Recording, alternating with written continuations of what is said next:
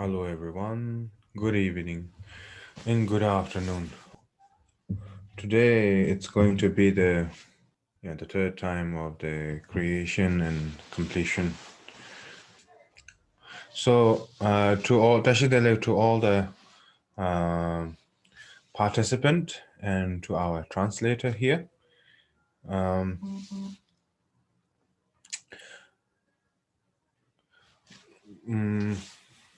I'm sure that all of you have listened to the last time recording, and so that I hope that where we will be resuming from, I hope it will make a clear understanding, hopefully. So, first of all, we start with refuge and to the three jewels, and then making a prayer to our own gurus, and then after that we focus into the creation and completion.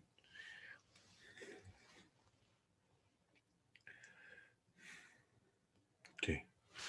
오 상제 죄단 조게 존남라 장조 반도 다네 자수 다게 진소게베 소남게 돌아 펜체 상제 로브라쇼 상제 죄단 조게 존남라 장조 반도 다네 자수 다게 진소게베 소남게 돌아 펜체 상제 로브라쇼 셈제 탐제 대와 난데베 죄단 덴브라 죄제 동안 동에게 죄단 자와 죄제 동아 메베 대와 담바 담면 자와 죄제 녀렌 차다 녀단 저베 당뇽 쳔볼라 네버란 주로 제 셈제 탐제 대와 단데베 죄단 덴브라 죄제 동안 동에게 죄단 자와란 죄시 동아 메베 대와 담바 담면 자와 죄제 녀렌 차다 녀단 저베 당뇽 쳔볼라 네버란 주로지 셈제 탐제 대화단 대외 죄난 덴브라이 주제 동아단 동에 겐죄단 자와란 주지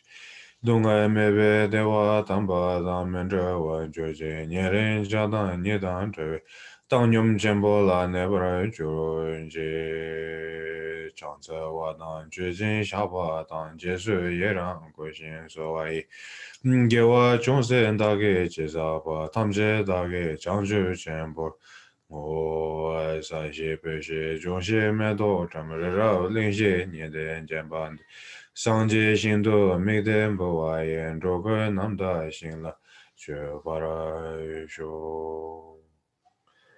반은 저라 말은 버제 다게 조라베면 된조라 가른 쳔베고네 제송데 고송도게 ngodo 장도 소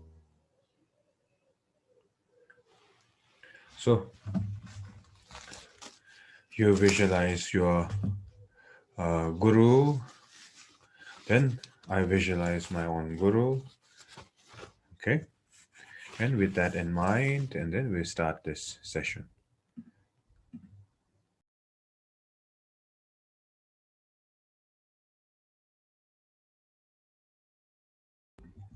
So last time we have reached to the page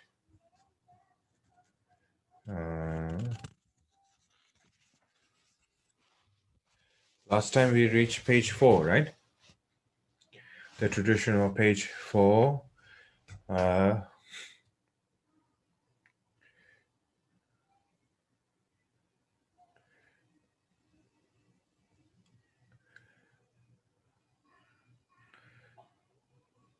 Okay, so 진난 대신 충신 탑람라 대반 매개 예지 땡조데 뇌반 줄외 내긴 징케나 초대 응어조 베웬 졸렌 유로 so it's saying 진난 대신 충신 탑람라 진난 대신 충신 탑람라 it means in order to have a deep method in terms of improvement towards our own practice. We really need to cultivate tepa mugu. Tepa means respect, mugu means genuine devotion, 一切定足的，一切定足的 means simultaneously, and then adding together with that as in principle, and then how should I say, practicing Dharma. So let me explain to you devotion again. Of course, I explained so many times, but I would like to explain again, because otherwise many people have a different misunderstanding, because the word of devotion has been used in the Christian world, in the Muslim world, in the other religious world. And then, when we speak about devotion in the Buddhist way, people have this kind of misconception, They think that everything is the same because compassion and devotion and love. So we think that they are all, similarities and so on and so forth. Yeah. So that's that. And then, so therefore, when we speak about the Buddhist version of, Buddhist version of devotion, we have a devotion not in a way that we are obligated to have a devoted to. There's a difference. Like an example, in other religious way or religious faith, they have this idea of the God as the mighty God as a creator of the universe, and then we have to devote ourselves without any doubt. So the unique thing about the Buddhism and the Lord Buddha's teaching is, how should I say, the Buddha's teaching is a little bit like the New Age. I think we should perceive like that. Many of us, we think like a Buddhism as a religion. In the time of Buddha, there's already many other religions in India, but the Buddhism have introduced a new path, which is more like the genuine path. And so therefore, when we speak about the devotion, and devotion is, in a Buddhist version of the devotion, is seeing the reality of the suffering, and then seeing the realized being and their method and their example and their path, and then with that as an inspiration, and then we devote ourselves from the bottom of the heart. It's as simple as that. You are not forced to as a practice. You are not told to believe only by devotion and nothing else, and everything will work out. So you have to be very careful with that, because in Tibetan, Paruto Chimbatu, the 6 paramitas, right? We all have to add that, so because in this center it says that, if you have devotion, everything is fine. And that's the problem, when then we have the misconception that we think that, the discipline is not needed, the compassion is not needed, the, how do I say, the basic compassion and generosity act is not needed, the wisdom is not needed. And then we lose the touch with the reality. And then we say, devotion is everything, and it's a very dangerous misconception if we tend to have a misconception with that similar word. So that's the one thing that we really have to keep in mind. Teba means respect to the Dharma's teaching. Like I have said previous time, if we have a grandparent's picture, we will not throw it on the ground. We will just keep it into our table, or next to our book, or next to our wallet. We keep something that is close to us. So if you want to learn Dharma, and then you need to have a respect to the teachings of the Buddha, because that contains the truth. That's number one. And number two, as that is developed over time with the practice, whether it's a Shinê practice or Latong practice or other sort of reading sutra practice, gradually then you will have a devotion by itself over time. So that's something we need to keep in mind. The devotion is not something that we have to force upon ourselves. The moment that we force upon ourselves to have devotion, and then that's where it goes wrong. And you really have to be careful with that, because you cannot force yourself to see awakened being unless you see the reality of the samsara. Like an example, the Mara, right? The Mara, of the one who go against the Buddha. He was in the front of the Buddha. He see the Buddha. He is talking to the Buddha, but he don't see the Buddha as a liberated being or the enlightened being. He see it as a competitor, something that he can compete against, right? So the more we have the egoistic attitude towards the samsaric world, it is impossible to say that I have a devotion. It's a completely contradiction. If you have a genuine devotion, you already reach to the state of some sort of renunciation of the ordinary world. So because you see the enlightened being or the awakened being or realized being, so therefore you have devotion. So it's not something that you talk good, you are close to that Rinpoche, or you talk good about that Rinpoche, therefore you have devotion. That is not the fact.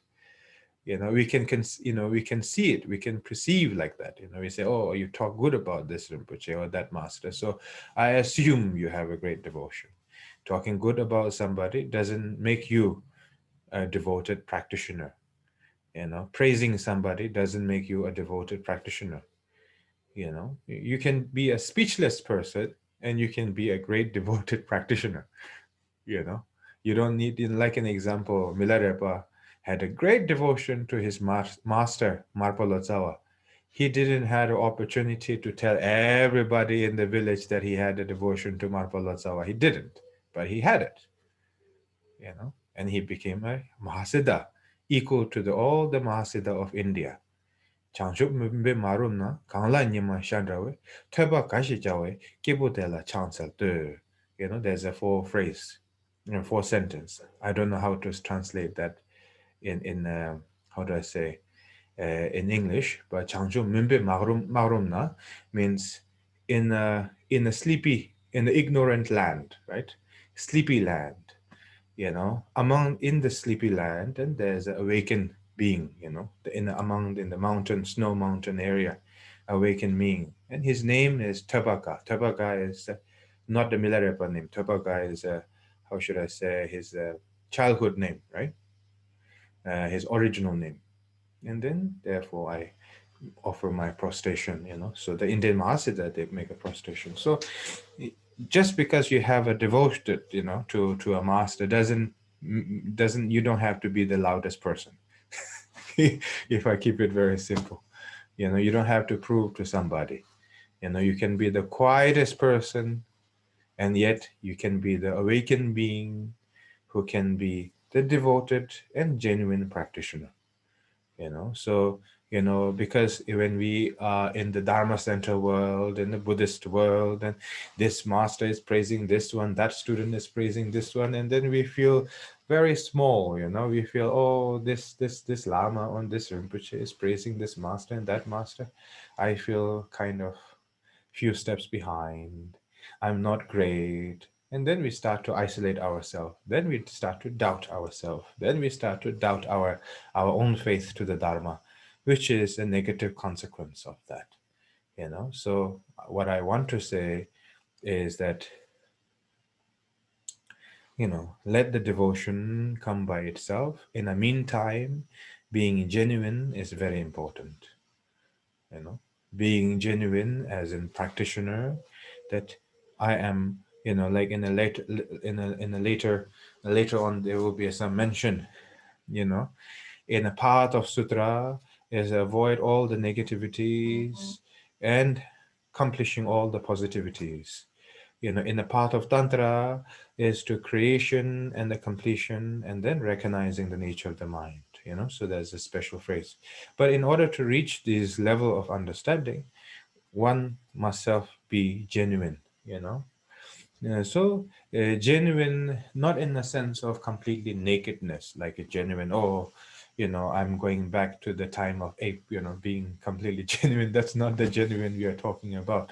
The genuine, when I say, is a genuine intention that I am practicing Dharma, wanting to liberate all the sentient being, and that is only my intention, that sense of detachment, but yet at the same time very much alive. So that kind of intention makes you genuine practitioner. Genuine practitioner you don't need a degree for that. You need that genuine intention, that warmth, and that gentleness, and that tenderness, and that strength, all combined together. Then you can move towards the move towards the path of Dharma by itself over time. Yeah. Anyway, so I hope everybody can hear clearly with the translation. Okay.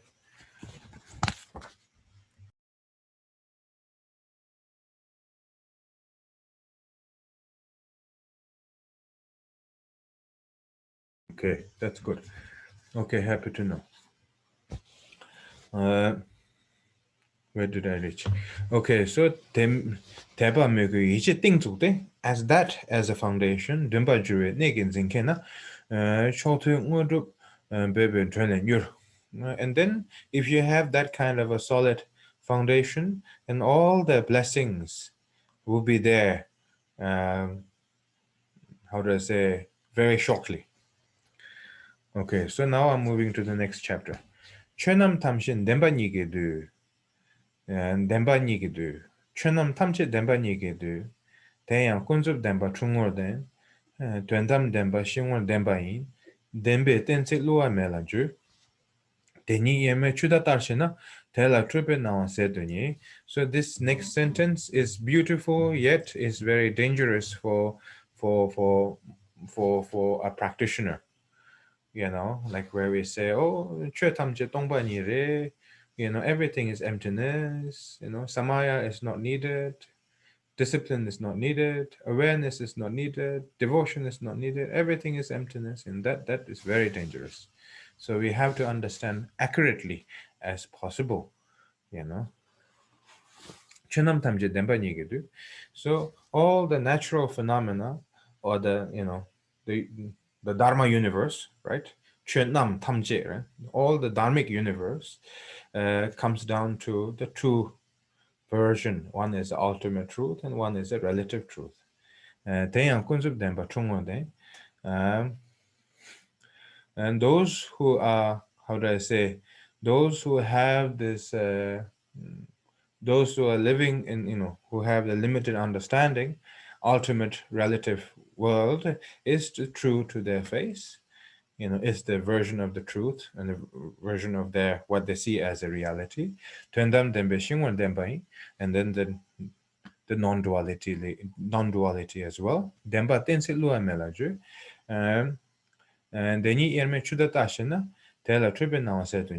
And if you are able to, how should I say, if you are able to combine between the relative truth and the ultimate truth, combine together as in a reflection, and then you can definitely overcome the cycle of illusion, right? Like I was saying in this, how should I say, my Sunday live streaming on the Facebook, I was saying to them that many people, when they talk about death, they have fear of death, and then they want a quick solution. They say, I want to receive a poa, right? The poa is transmitting the state of the consciousness.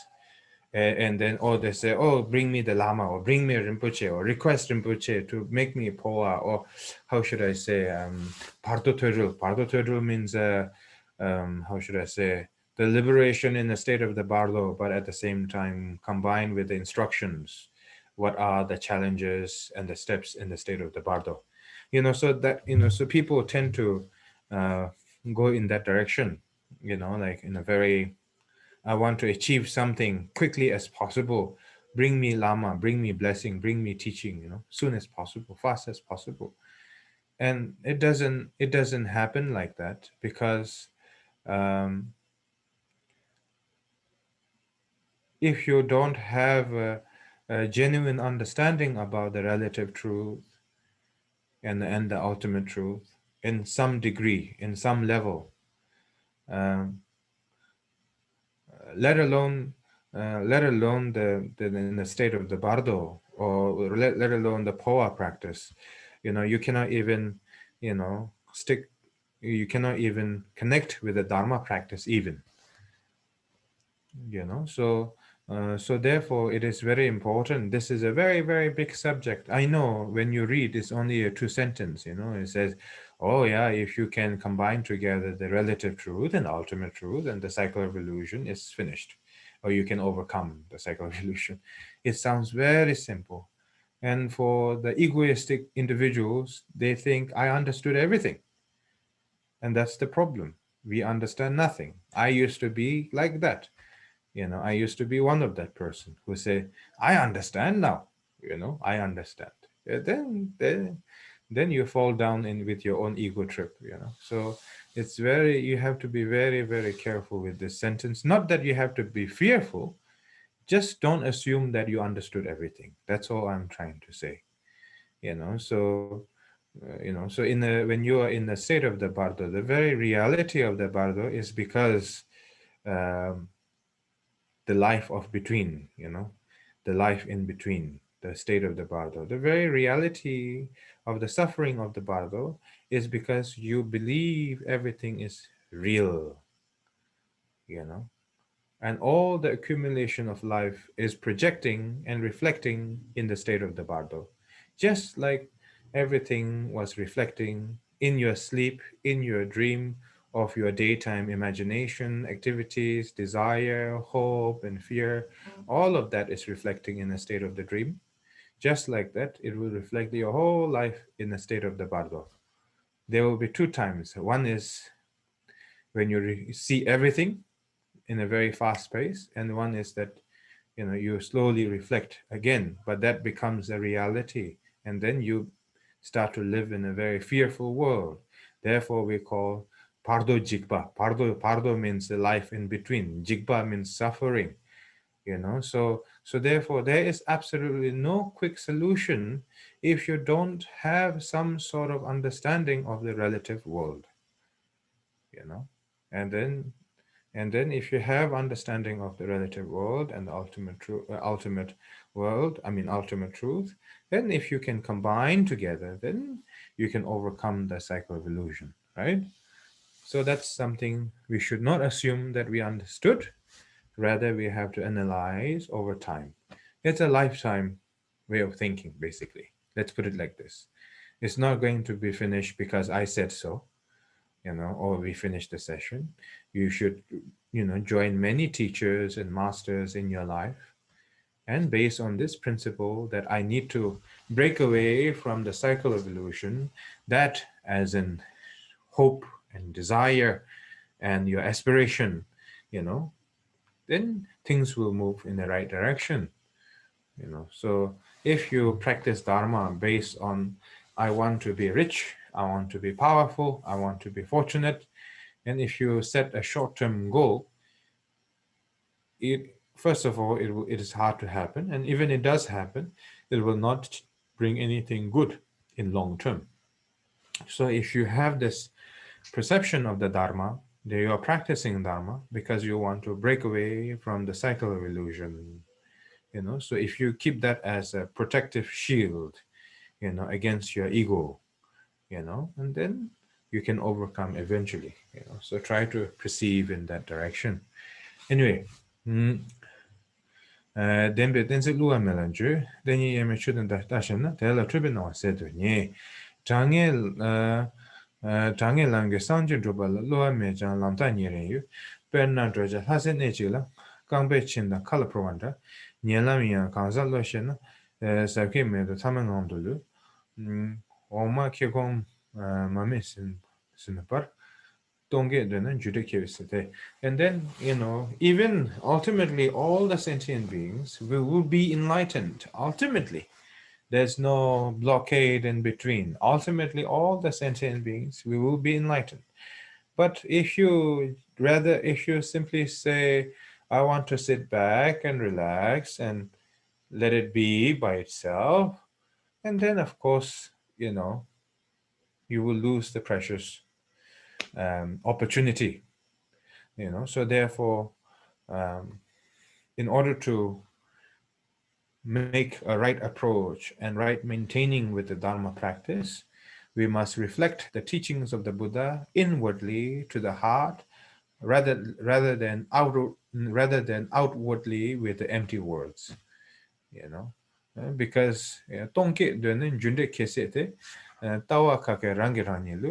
because if you are a big talker about about the Dharma things, and reflecting only externally, and then you may only fool yourself by thinking that you have accomplished great things. So therefore, being a practitioner, you must reflect upon yourself as much as possible. So if you apply like that, then that will be great. Okay, so now moving to the new chapter. Jugpe Lamyon Dolam Alam Ni. Like I said previously already, this one. In the path of Dharma, there's so many different choices, so many different methods. In a path of Sutra and a path of Tantra. Dikpa chiya mecha gewa che rangsem dula doye nyam dule. In the path of Sutra is Dikpa chiya mecha gewa che, means renouncing all the negative action and accumulating all the positivities, and then finding a sense of content in the mind, or recognizing the nature of the mind over time, is the path of Sutra. And then path of Tantra is that creating a deities into our mind, and then dissolving that deities into our mind, simultaneously practicing again and again, is a path of Tantra. Nyamlen dushe tamje kembeso deyan chukun zawa semyenbe tongmani de ransem duane. So our ultimate goal, like I have said previously, all the teachings of all the Buddha and Bodhisattva is to, content our mind, not an ordinary content. Ordinary content is, I got my salary this month, so I'm good. Next month is a holiday, so I'm good, I'm happy. That is an ordinary content. There's nothing wrong with that. It's fine. But I just want to make a distinction, because we have to use a similar wording, So rang sem, rang means yourself, sem means consciousness, dua means containing or content, ne means meaningful, so that's that. Toma nido rang sem dua ne. Sema tobe nyendup tenshin. So if we are unable to find a sense of content in our mind, so I would like to explain the meaning of content. Okay.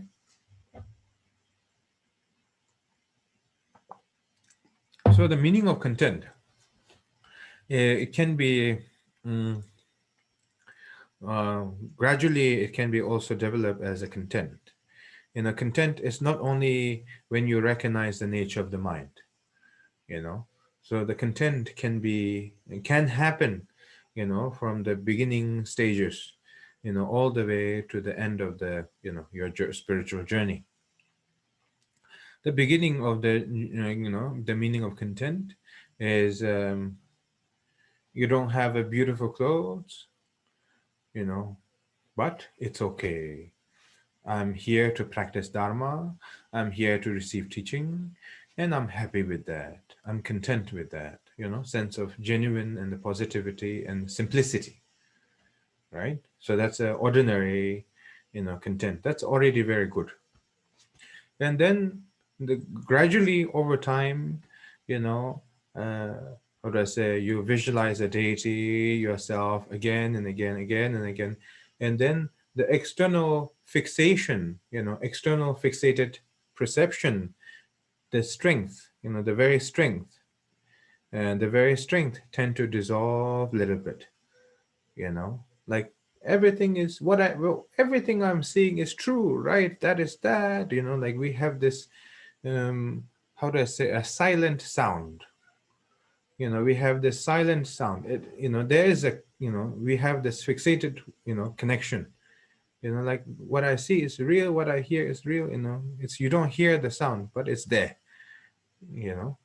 So that's just an example, So, so all that fixated ideas of our life, whether it's a social status or whether it's a religious world or whether it's your own shrine room or the retreat room, it can be from the political world all the way to your retreat room, the very fixated idea.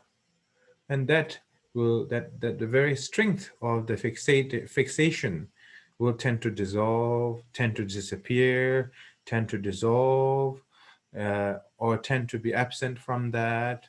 And then you tend to find some sort of bliss in your mind, so that is also seen as a content. And then slowly, where you start to say that, how should I say, even when it comes to food, you are not really, into, oh, I want to eat food and all these things, I need, this is a lunchtime, this is a breakfast time, you don't have that fixation idea. That also start to break away as well. Like a milarepa, where he eat the how to say, the green leaf. I don't even know what this, in Tibetan we call that sabu, but I think you understand. Basically, he eat the vegetables that he find on his are surrounding his area, so he simply consumed that in order to maintain his physical strength, not for the taste, not for the pleasure, not for the nettles, yeah, nettles, yeah. So it's not about, it's not about social status also, it's not about the one consumption of one individual oneself. It's not about the social status. It's not about how it tastes. It's not about how it looks. You're just simply consuming for maintaining the minimal strength of your physical. I mean, that happens to be over time. I'm not asking anybody to do that, so we don't have to go to the court with all this. Kalu Rinpoche said, you should eat green grass so that that's a good symbol of some sort of high realization. And I don't want to go to court with that. So please, I say, don't try this at home, so, so then after that, slowly, then sometime, even without eating a one day, seems to be fine.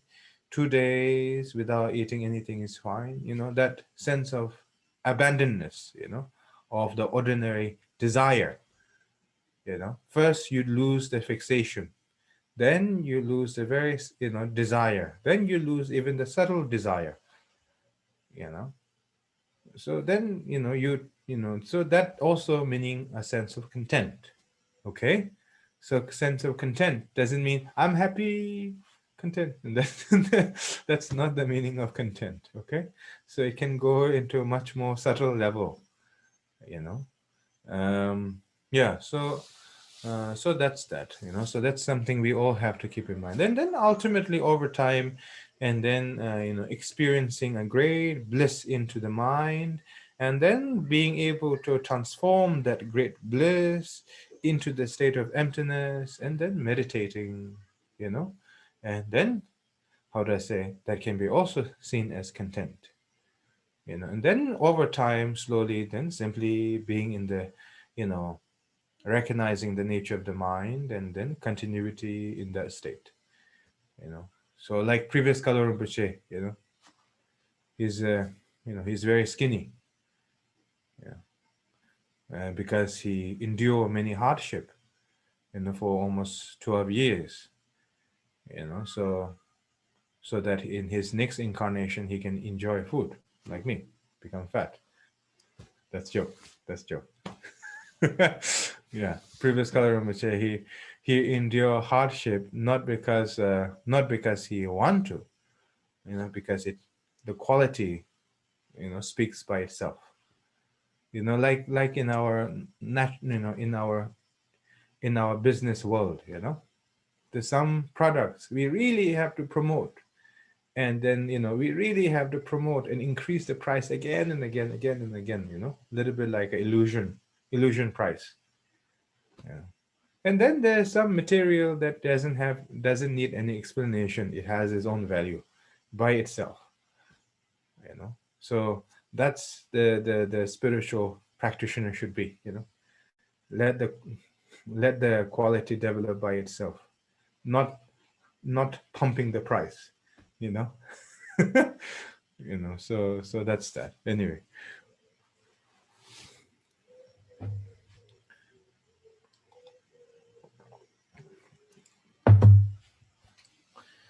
It takes about a few months to get into a right track. If you are a retreat practitioner, if you are really a retreat practitioner, so it takes a few months, 6 months or 9 months, or 6 to 7 months to get into a right track. And then after that, the time will continue by itself. It's just a small tip for you. If you have a solid foundation, I'm saying. If you don't have a solid foundation, obviously, even you spend years and years, it will not go into the right direction. So the circumstance has to be right. So the circumstance has to be somebody that you can ask in terms of teaching, in terms of practice, and then seeing a Dharma brothers and sisters that you can reflect to, or it can be a biography of different masters that you can reflect to inspire yourself, to encourage yourself to keep on moving. Because, when we think about the Dharma in our ordinary life, we think of it as a cure, as a part of the morning cure. And it's simply easy to think about it. It's so easy to do it because we do very short. But when you have absolutely nothing to do and only Dharma, you really need to be there with a pure intention. Otherwise, you will lose the air, like a balloon. You will lose the air. So therefore, take your time, and then when you do retreat with a solid, good foundation, and then after 6-7 months, and then the time will continue by itself. But after 6-7 months, you really need to, dedicate with some sort of hardship, and then after that, everything becomes a new normal. So that's that. Okay, so now I'm going to the text again. Reason why I'm saying this is because it says here,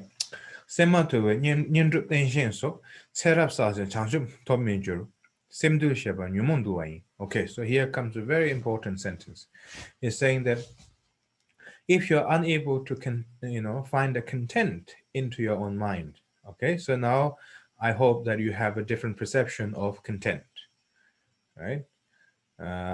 So now with the right understanding of what it means to be content. So if you are unable to have some sort of content in your mind, and then even you accumulate many practice, even you build many stupas or many holy structures, right? Let's put it like this, holy structures. Not just a one lifetime, but lifetime after lifetime, it will not give you a fruitful result. Let's put it like this.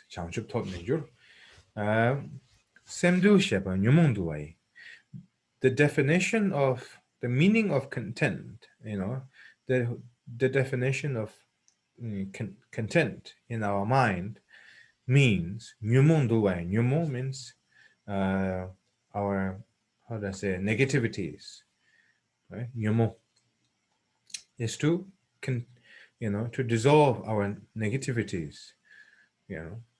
Nyumo do tapangju shesumdu nyumo pongwa tumondo yelam decha me de shedan chambata temu nyembo tendre komba pang.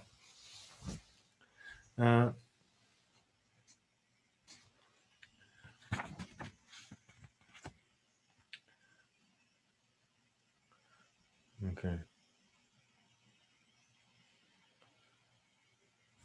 So here, similar to so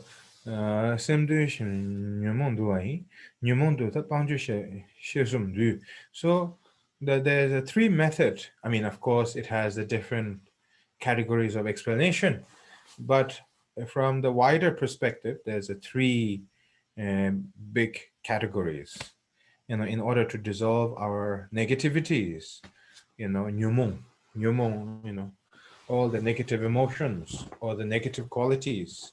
If I use the word of emotion, then it's a little bit seems like a psychologically limited word, So let's put it like negative emotions or the negative qualities. And I think it's a right understanding if you might have. Nyumo pongwa tumon doilam. In the general path of the Lord Buddha's teaching, in the path of Sutra, it is to renounce all the negativities. That is our core principle, without a doubt, right? And then to dissolve all the, attachment and all the negativities, we must practice bodhicitta, kindness, loving kindness, bodhicitta. And in order to dissolve our ignorance, we must see the relative truth.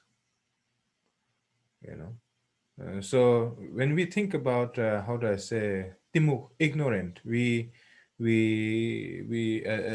many in all of us, we think of ignorant as a little bit like sleepyhead, like sleeping or not really bright. But in a Buddhist, ignorant meaning is not unable to understand the relative truth. You can be the brightest person, but if you're unable to understand the relative truth, you are ignorant from the Buddhist perspective, right? So the definition of the ignorant is unable to understand the relative truth. It's nothing to do with lack of practice or laziness or unable to find devotion and all those things, because we always try to relate to these things when we say I'm ignorant.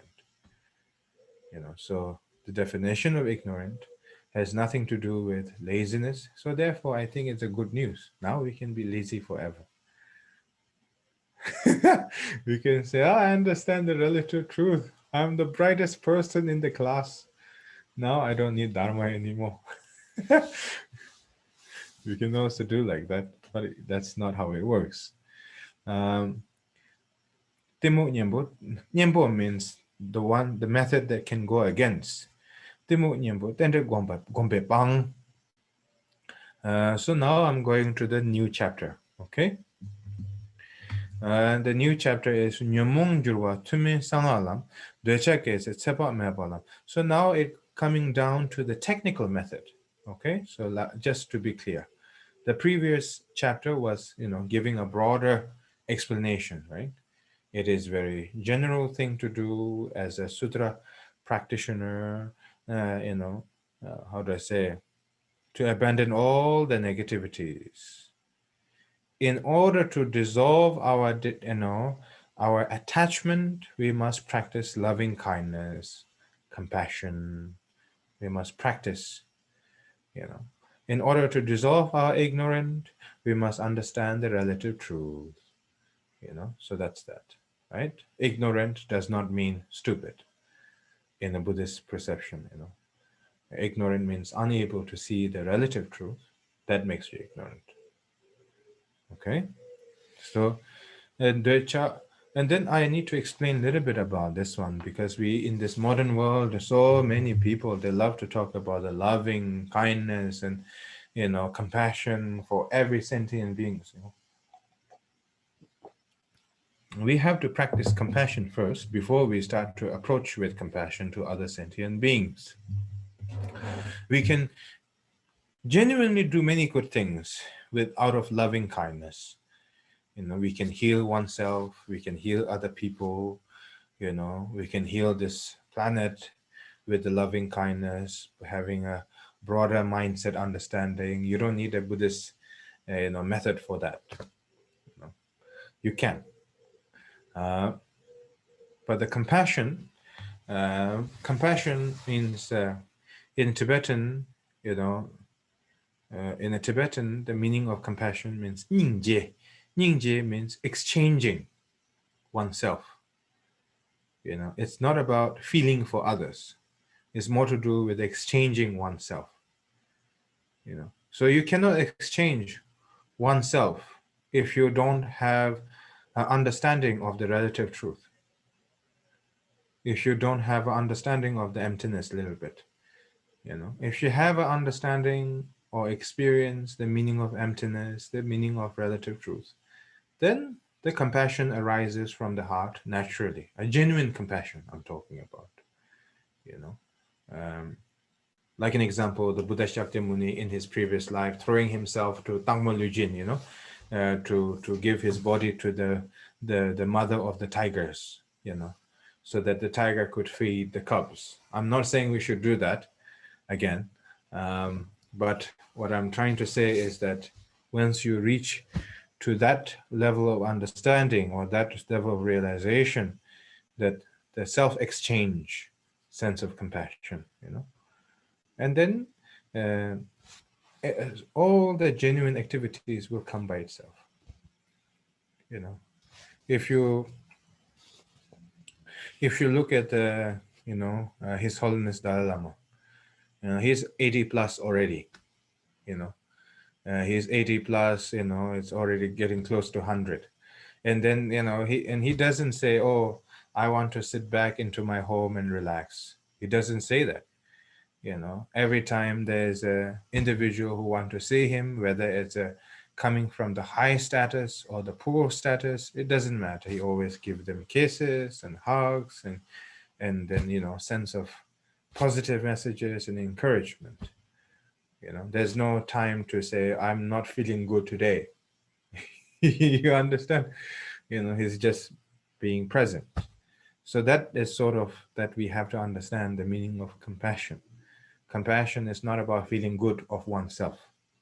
Compassion is about having absolutely no importance to the self at all, meaning of compassion, or in a Buddhist context. That's how I say context. So that's that. So therefore, we have to practice compassion. We have to practice loving kindness. So how do we practice loving kindness? How do we practice compassion? We don't practice compassion and testing ourselves. That is a very dangerous move. You do not test yourself. It's a little bit like, poking with your finger into the fire and saying, "Do I get burned or not? Do I get burned or not? Maybe this time, no, maybe not this time." That's it's like that. So you should not test your compassion. Many people, they say, "Oh, Rinpoche, I'm compassionate to others, but they always take advantage of me." What to do? That is exactly the sign that you should not be compassionate, purposely. The compassion is a realization, is a natural development that rises by itself and will reflect to everything itself on its own. It doesn't have a course. It doesn't have a sense of direction. It just have a continuity of the radiance. It's like when we look at the picture of the Bodhisattva, we think there's a radiance around them, right? But I don't believe there's a radiance around them. When you have the sense of genuinity, sense of genuine compassion at all times, that is itself is a attraction. That itself is a radiance. And there's not a rainbow color that is a radiance. That realized quality brings attraction and brings a benefit by itself. Anyway, so let's get back to so therefore we have to practice Tonglen. So therefore we have to practice Tonglen. Tonglen, Tong means, and how do I say, dissolving all the negativities of all the sentient beings. And Len means bringing all the negativities into oneself. And even then, some people, they say, "Oh, since I did so many Tonglen, I feel so much headache after that." And I always laugh, because if you have that sort of miracle, you are already enlightened. or even beyond that. Who knows? So that so much imagination of oneself, so that's an obstacle. That itself is an obstacle, so therefore continue to do Tonglen again and again, again and again. It's very important. There's no harm in it. It's simply a visualization. So as you continue to do Tonglen practice again, Tonglen practice, mandala practice, generosity practice, all three are same. That's my view. Because it's about giving. It's about sharing. It's about giving. It's about having no importance to oneself. Because when we offer a mandala, we say, I offer to all the Buddha and Bodhisattva. In return, please liberate all the sentient beings. It's the same principle as Tonglen, dissolving all the negativities, and bringing all the negativity and dissolving and then giving all the positivities. Generosity is same in a Buddhist context. We give Dharma teaching, we give emptiness teaching, we give sangsing, we give material things, we give time, so all these are generosity. So the genuine generosity comes only when you have absolutely no expectation to oneself, no desire to oneself. That sense of genuine, that sense of genuine cycle starts by itself, and it's never ending. So that's that. So therefore, Tonglen, mandala, and then how should I say, Tonglen, mandala, and then and the generosity, offering to all the Buddha and Bodhisattvas. All these are all equal. So if you feel like, Tonglen practice is too much for me, then you shift to mandala. Then if you cannot do mandala, then you do the cycle of visualization of offering. So like an example, many great masters, like Jetson Haba,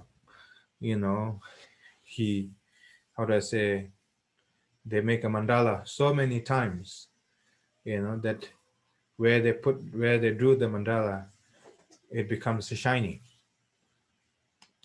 on the stone.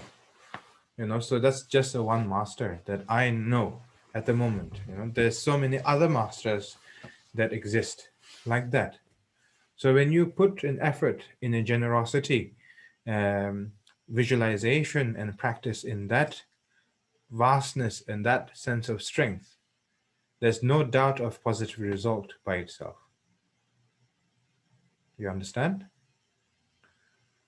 Yeah. So that's very important. And for me, the mandala practice was so important in the retreat. For me, the prostration was, I understand, but it was not so much of a thing from the heart. And mandala was really, really, really, how do I say, helpful for me. It was like it was a little bit like the detox, you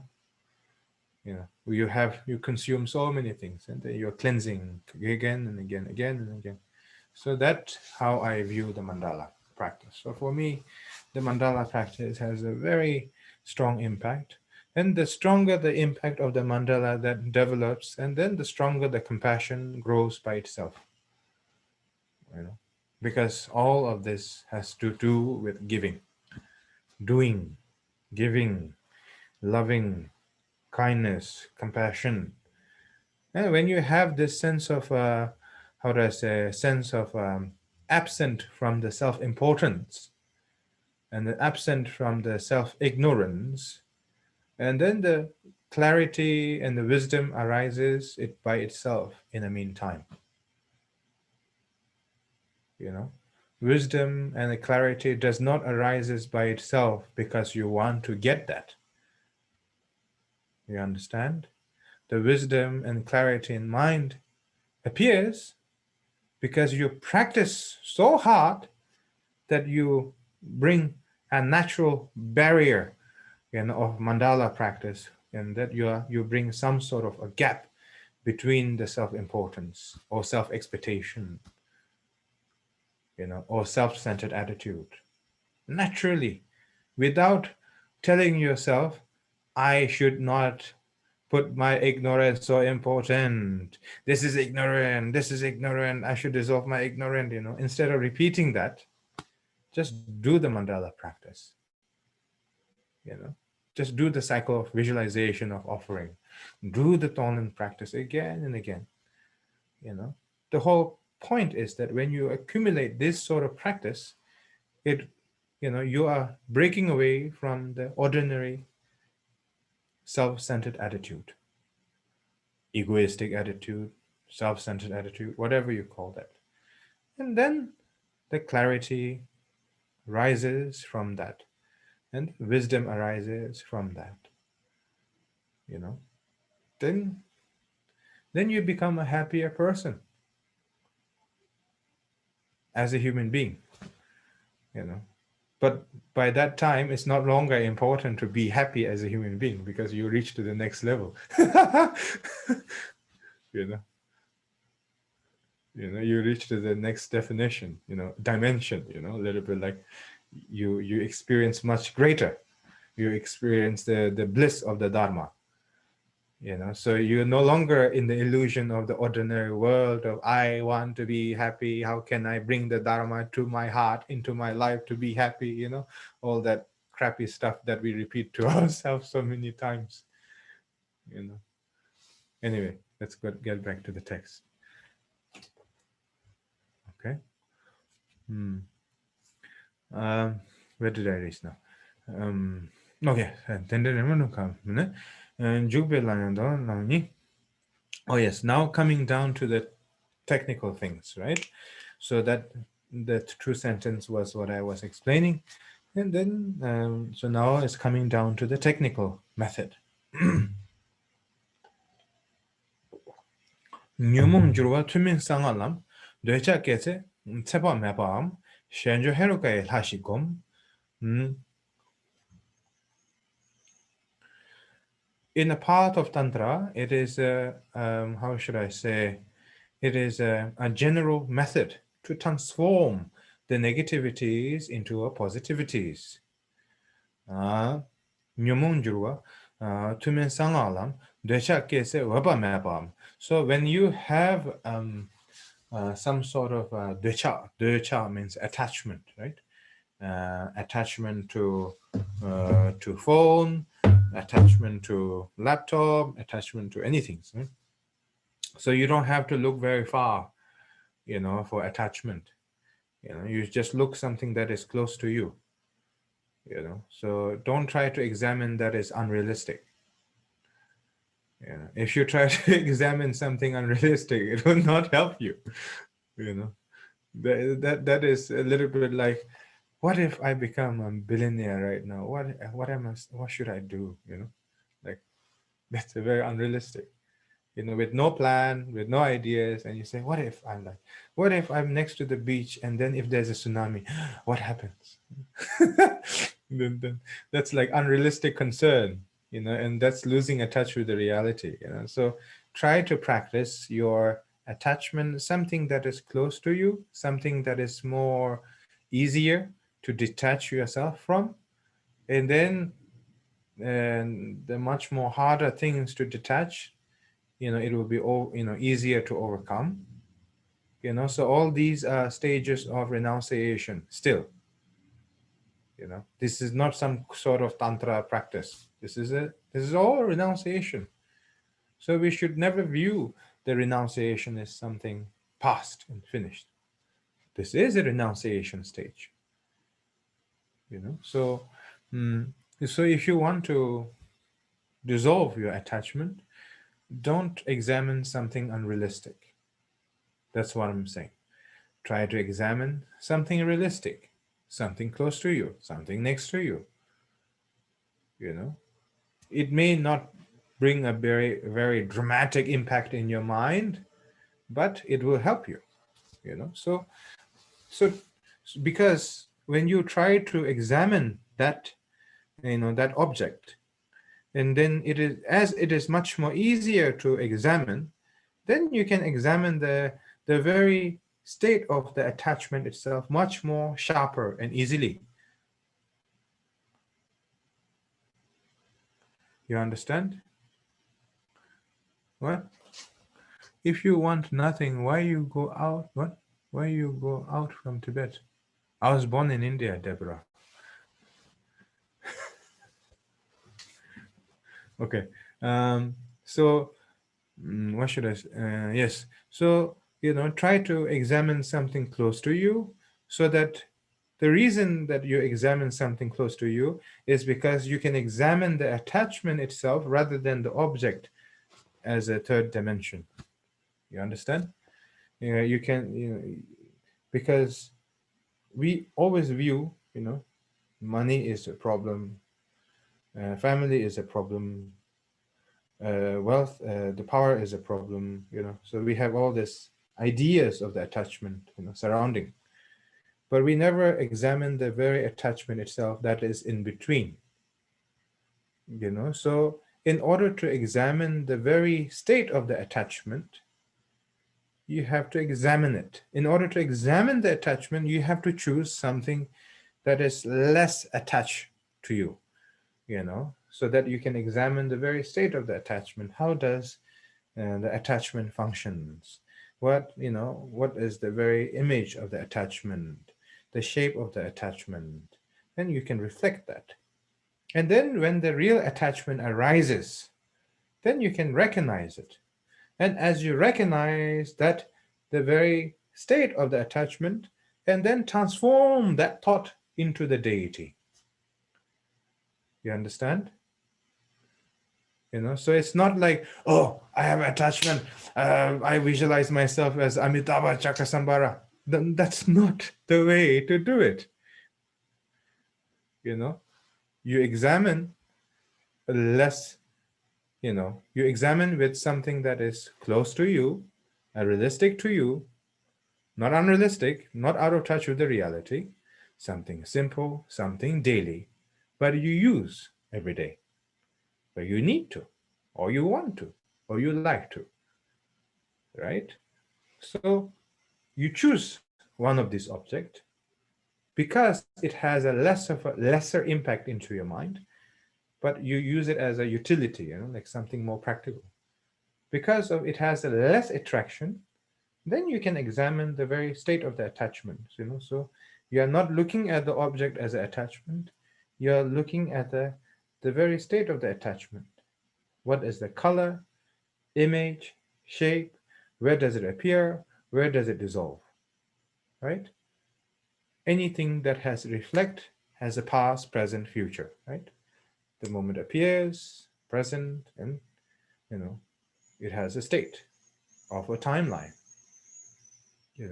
So as you examine that again and again, how does attachment look like, feel like, sees like, and then when there's a real attachment that is arising, then you can simulate that you have prepared.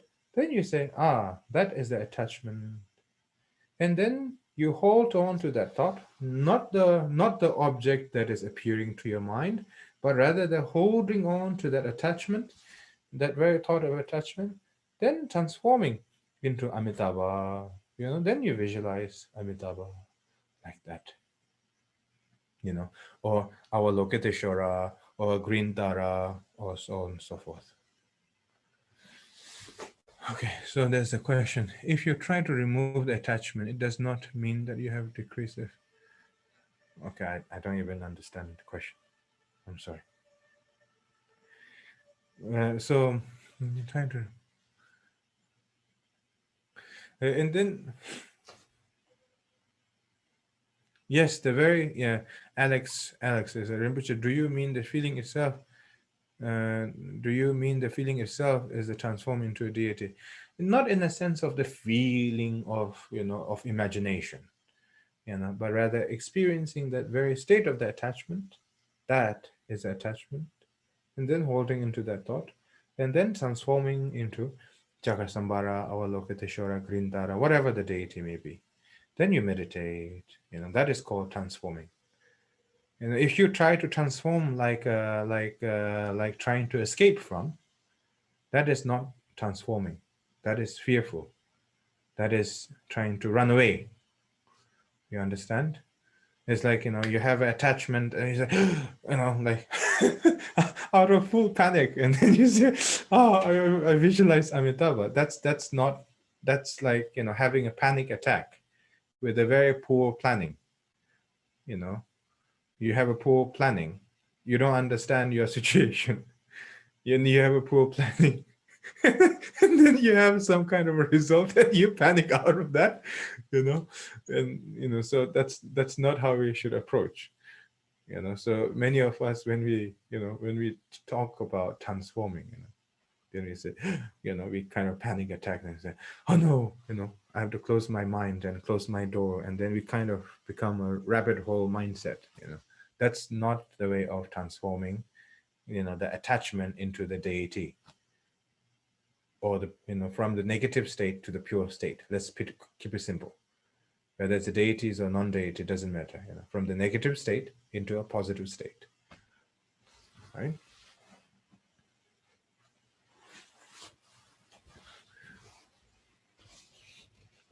Yeah. So like when you experience, when you have some, because first is you need to exercise with the attachment itself.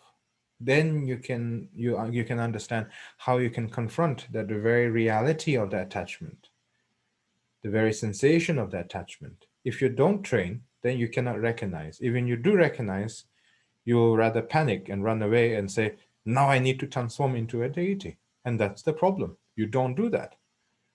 You analyze, you see the very meaning of the attachment, like an example, something very beautiful that is over there. And then the very beauty, idea of the beauty, I want this one, I like to have this one, I want this one with me right now, then instead of speculation, then you say, that is the moment of attachment. I see that is the moment. I bring it into a present, and then now I transform into a deity of myself as Amitabha or Grintara, Avalokiteshvara, or Buddha Shakyamuni. Then, then you will have some sort of gentle approach to dissolve from the negative into a positive state. If you keep on blaming the object, you will never overcome.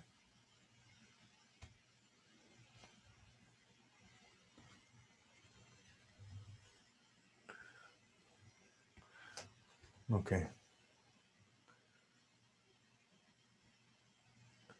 Okay, so now Decha kese waba mebam shanjo hero kaya lashikom and Decha tokba yedam tarujur tokba Decha tokba means a thought. All right, that's a sentence in Tibetan here. That's why I was trying to emphasize. Shaljo hero kaya Shaljo means deities. Decha tokpa yedam tarujo. Decha tokpa. Decha means attachment. Tokpa means the very sensation of the attachment. The very moment of that attachment, right? The very experience of that attachment. Yedam tarujo, and then transforming that state into deity. Okay. So yeah. So it's not I see some of your comment in saying that don't panic, calm down, so it's not about don't panic, it's not about being calm while the tsunami is coming towards you. It's about being realistic and calculating the strength of the attachment. You need to calculate the strength of the attachment in order to dissolve the attachment. You don't dissolve the attachment by saying, oh, this is the attachment, I need to transform. It doesn't happen like that. So the calculating comes down to training yourself with a practical object that you use every day, but not really desperate about it, but you have some sort of attachment. So when you examine like that, experiment, right?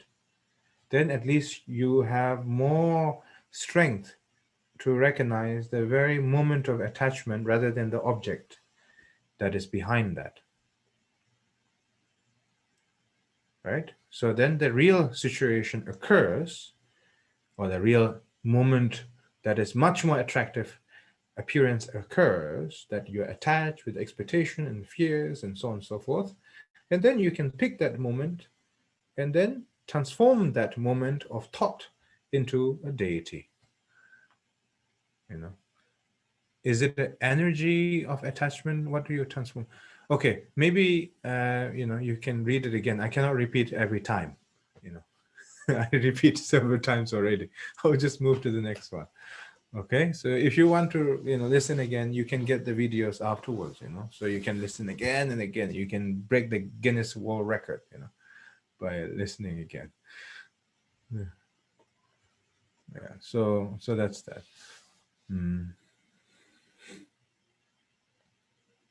Oh, that's interesting. How do you think when you change into a deity?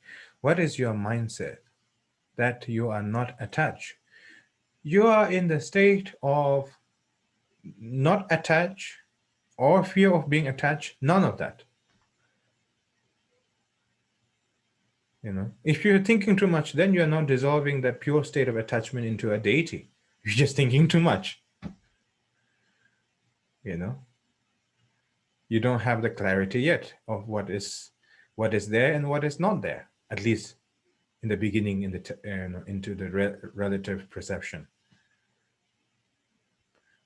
So anyway, so you don't think about, you don't have to think about, oh, what is my mindset, what is not my mindset. The mindset I just explained to you, which is, so can you dissolve the attachment or grasping into a nothingness? Yeah, you can dissolve the attachment or the grasping into a nothingness afterwards. First, you dissolve into a deity. Then, many times after that, then you can dissolve into a nothingness or a state of the clarity or emptiness. That you can do it afterwards, not before. If you can do it before, go ahead. You're welcome to try. I mean, who am I to judge you and block you? So you just feel free to experience. That's the most important. But don't forget to be genuine.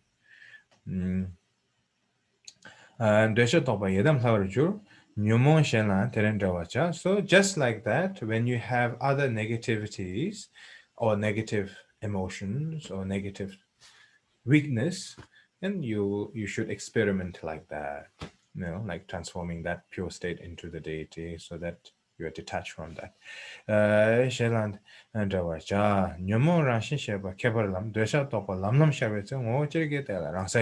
So now this is another technical method teachings that is over here again.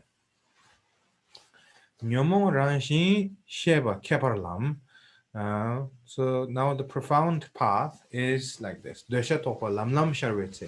You see, the description here in Tibetan is very, very accurate. And it even explains the very character. You understand? It's not like, yeah, it's ignorant, yes, this attachment. Not like that. It describes the very nature of itself. Right? Like an example, how do you recognize the nature of the mind? You do not recognize the nature of the mind, you simply notice the nature of the mind, right? So that's how you recognize the nature of the mind. If you have a very strong, fixated ideas, I need to recognize the nature of the mind, you do not recognize the nature of the mind because you have a very, strong ideas. You recognize the nature of the mind by having a sense of, some sort of clarity, and then moving from the state of the clarity into the recognizing or noticing the nature of the mind. Basically, you don't go with the rhino. You don't go with the rhino head and say, I need to recognize the nature of the mind. You don't do that. You go slowly.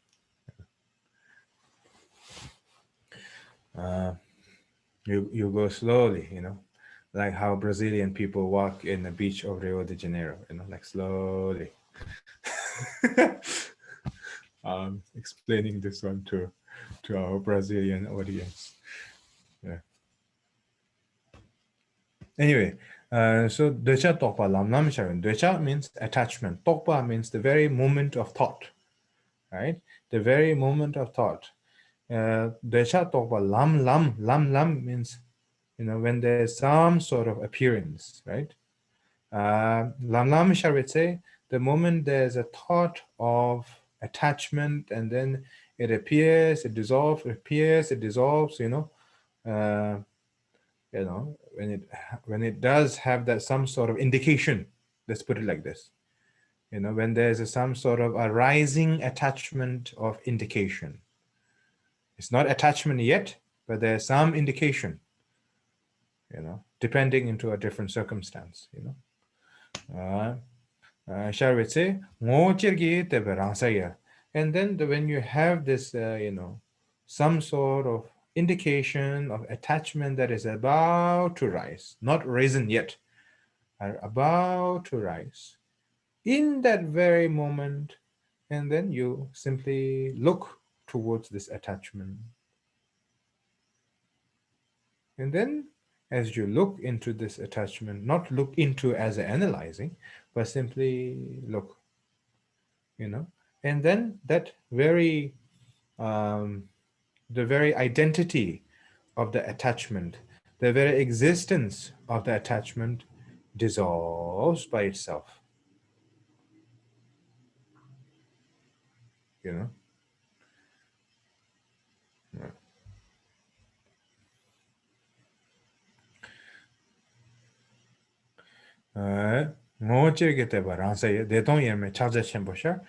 then there's a possibility that you recognize the nature of the mind even by that. And they don't hear me because there's a pure bliss, there's an emptiness, and simultaneously together, So tobe yishi changcha, and then so tobe yishi, that's natural wisdom. De ne pang de me chi lang de me, jur de me ba tamchi semsu du, sem ni maju shana sangji gi gopa, gongba tele sheme sheba wo.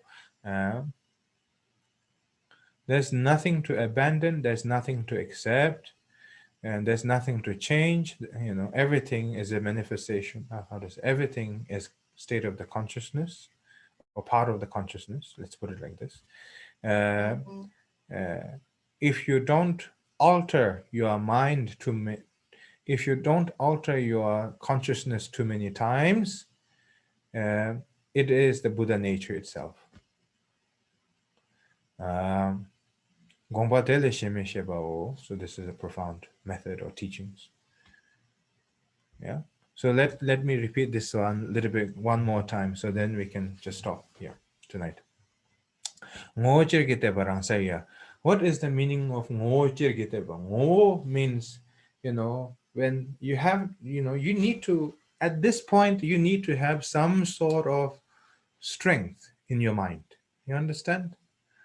You need to have some sort of a strength or some sort of clarity, not the recognizing the nature of the mind clarity, but some sort of clarity, that where you can, where you can understand, the indication of the attachment that is about to rise, have not risen yet to the full potential, but about to rise.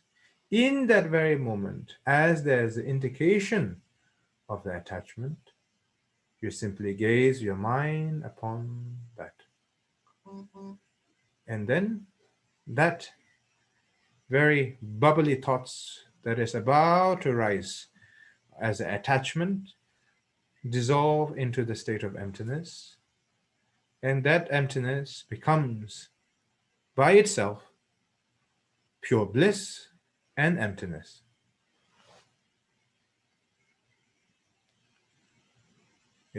Like an example, let's say somebody in you, like one of you, let's say you criticize me, right?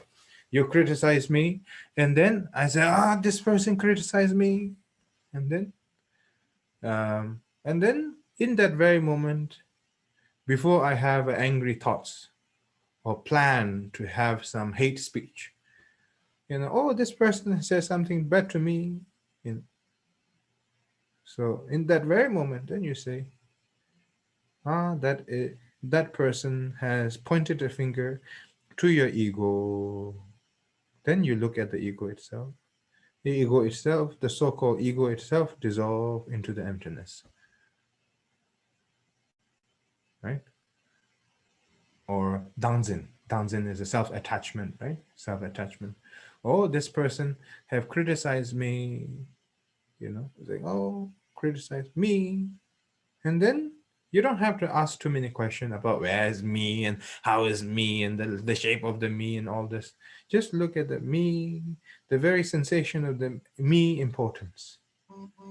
It has not risen potentially to the peak yet, where you start to say, I want to say this, I'm saying this to make you embarrassed and all these things, right? It's not reached to that point yet, but there's an indication that you have hit me to my ego or to my self-attachment. And then in that very moment, and then I look at my pride, I look at my ego, I look at this one or two things. Afterwards, two, three things few afterwards. But first you look at this person have pointed finger to my very essence of my self-attachment. Then you look at the attachment itself. Self-attachment. The very feeling that I want to respond, where is the indication?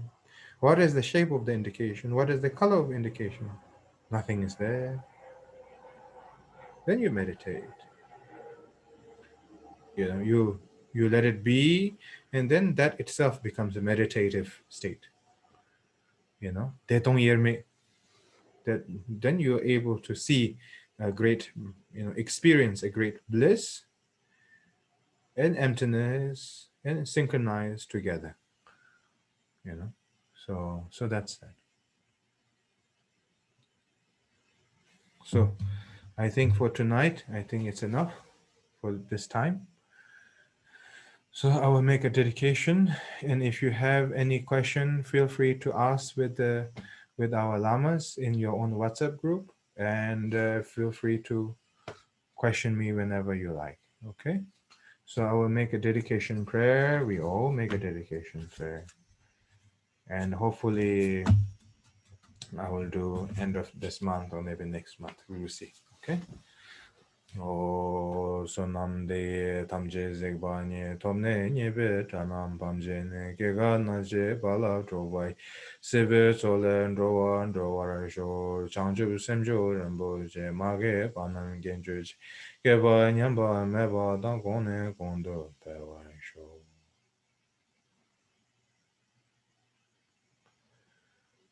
Omamendaware, omamendaware, omamendaware, omamendaware, omamendaware, omamendaware. And make a prayer to all the people who have gone through difficulties and those who have passed away. Make a prayer. Chant Oman Bimehum, Oman Mendaware when you can. Oman Bimo, Oman Bimo, Oman Bimo, Oman Bimo, Oman Bimo, Oman Bimo, Oman Bimo, Oman Bimo, Oman Bimo, Oman Mendaware, Oman Mendaware, Oman Mendaware, Oman Mendaware, Oman Mendaware, Oman Mendaware, Oman Mendaware, Oman Mendaware, Oman Mendaware. Oma mendaware ngewande anyodonda toji shembondu jumendo wajijamaleba te salangwe parasho. Thank you to all our translators. Thank you, and thank you to all the online volunteers and the participant. And thank you so much for your dedication to the Dharma. And thank you so much, everybody. And and then looking forward to seeing you all very soon again with this live streaming again. Okay? Thank you so much. Have a good evening and good day and many tashidele. Bye-bye. Be safe.